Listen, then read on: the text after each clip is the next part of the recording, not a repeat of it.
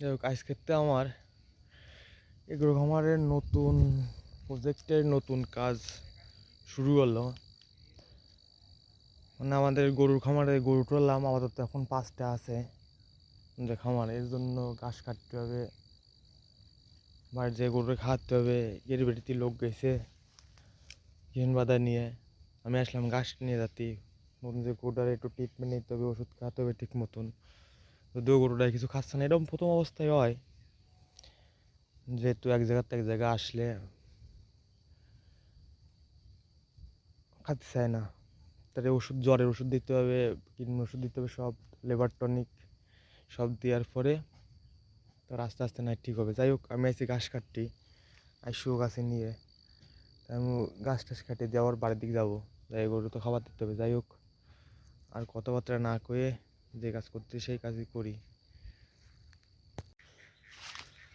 সকালে তেলো কুটো কাইটে এলো খাওয়ালাম, কুচোয় মুচোয় খাইনে টাইনে, তারপর পরিবেশ এখন সেই ঘাস কাইটে আইনে কুচুয়ে গরুর সাথে গরুর খাচ্ছে। আর নতুনটা তো আসে খাবার টাবার খাচ্ছে না, হয়তো খাবার টাবার খাচ্ছে না, কম কম খাচ্ছে, তাদের দিয়ে সব ঠিক আছে। এগুলো মতন গলির পরিবেশ।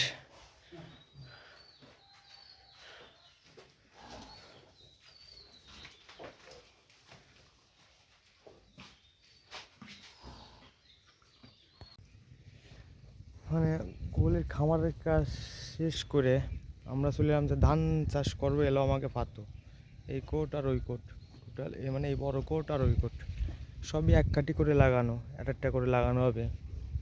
তো এর কাছে আসা হয় না। আমি তো বাবা যেমন বাবা ভাই কিচেন নিয়ে গেছি ধান চাষ করবে যেখানে, এখানে প্রস্তুত করার জন্য। আমি সকালবেলা উঠে গরুর খামারের কাজ বাজ করে সারাদিনের কাজ করার পরে এখন স্নান করার আগে চলে আসছি এলো আমাদের বীজতলায়, ধানের বীজতলায়। যেহেতু এখানে আসা হয়নি, আমরা হয়তো 3-4 দিন পরে এই পাতা তুলে তুলে লাগানো শুরু করবো, প্রস্তুত চলতেছে। তাহলে পারফেক্টলি সব কিছু একবারেই হয় না, যে যে কাজে দেয় সেইটাই তুলে ধরা হয়। এছাড়া কোনো মানে এছাড়া আর কোনো কিছু না। তারপরেও বেলা আছে যায় দেখ, এরপরে আর কী কী কাজ করি। গরুর কাজ তো আছে, পরিষ্কার করা, খাবার দেওয়া, ওষুধ দেওয়া, এসব তো আছেই না। সব বাদে প্রত্যেকটা কাজ হয়তো সময় লাগে, বিনা সময় হয় না। তাহলে এই পর্যন্তই আজ থাক, তারপরে দেয়া যাক কী করি না করি।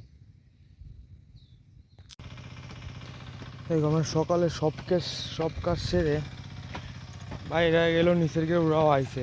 আমাকে প্রধানত কথা যায় আমাকে যে 1 নম্বর মৎস্য খামার, এটাও ধান লাগাবো আমরা। ধান লাগানোর জন্য মেশিন নিয়ে আসলাম। মেশিন ফাতানো হয়তো আমি থাকবো না রে ভাই, রাত্রে স্টার্ট দেবে না, এরকম আর কি।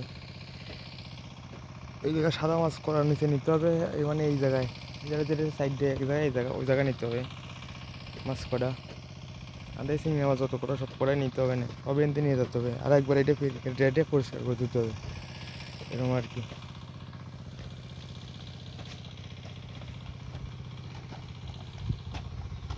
বড় হয়ে গেছে নাই,